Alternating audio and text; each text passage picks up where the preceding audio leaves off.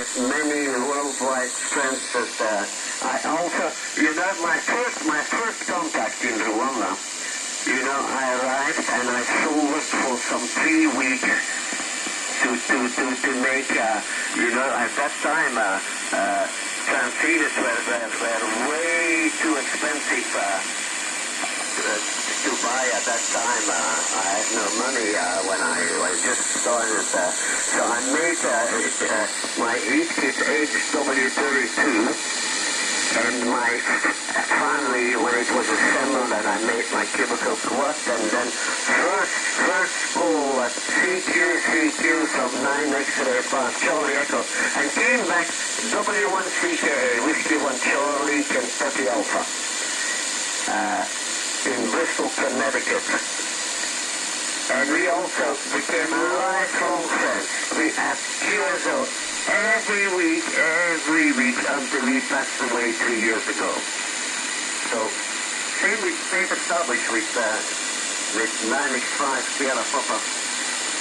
And, but he's younger than I am, so he's feeling good health. But just to say, now you're talking about the volcanoes. I once climbed the Mua Buddha, in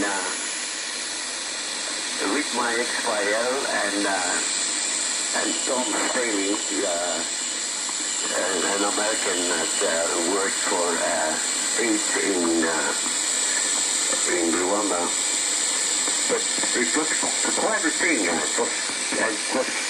We spent the night on top, and it was awfully cold, and I only did it once. It established though, my German friend there, he installed the ham radio repeater on top of the Karishindi, and he regularly went up to take care of the repeater.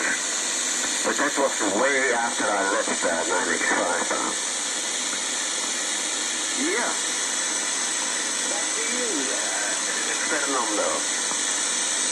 4BB, ON5C. Roger, ON5CE from EA4BB. Well, I am totally ashamed. I cannot find the name of my friend. Peter,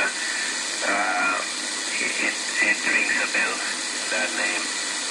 But I am not sure at all if that could be the man. Now, I was thinking that I met a colleague many years ago. This when I was working in South Sudan, around 2005, 2006. And this gentleman, he was working for the World Food Program, the UN World Food Program, and his name is Frederic Verjus. I don't know if the name is pronounced Verjus or Verjus. Anyway, it's Victor Echo Romeo Juliet Uniform Sierra.